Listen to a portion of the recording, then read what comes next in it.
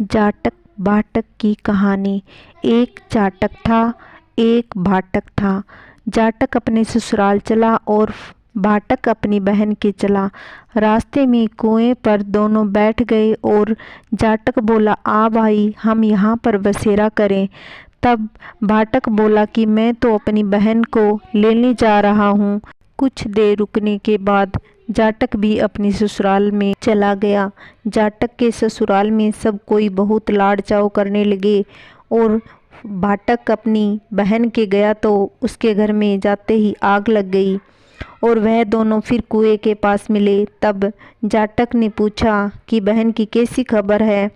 तो भाटक बोला कि भाई, मेरे जाते ही बहन के घर में आग लग गई और मुझे अभी तक रोटी पानी नसीब नहीं हुआ। तब जाटक बोला कि मैंने तो पहले ही बोला था कि नगर बसेरा कर ले, परंतु तू नहीं माना। भाटक बोला, भाई, तेरे नगर में इतने गुण हैं तो अब कर ले।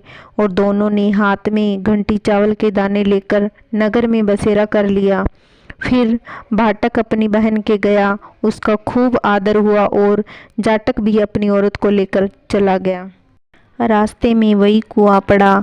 तब जाटक बोला, आ भाई, अपने नगर बसेरा कर लें। तो भाटक बोला कि मेरी तो माँ है, वह मेरा इंतज़ार कर रही होगी, जाते ही चूरमा खाने को मिलेगा, तू ही नगर में बसेरा कर ले।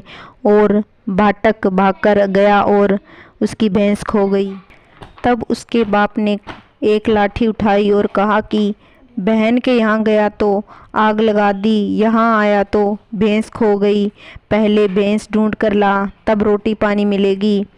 तो उसका सारा दिन भैंस ढूंढते हुए हो गया, लेकिन भैंस कहीं नहीं मिली। तब बाजार में गया तो दोनों दोस्त फिर मिले और तब जाटक ने पूछा कि भाई, क्या खबर है? भाटक बोला कि मेरे आते ही बाप की भैंस खो गई और उसे ढूंढ रहा हूँ। फिर दोनों ने नगर बसेरा कर लिया और आने लगा तो भैंस मिल गई।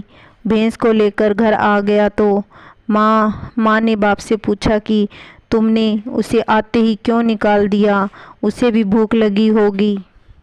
और उसे खीर चूरमा खिलाया और सारी नगरी में कहलवा दिया कि जो भी कार्तिक के महीने में पीहर या ससुराल जाते समय उचित स्थान देखकर नगर बसेरा करना चाहिए।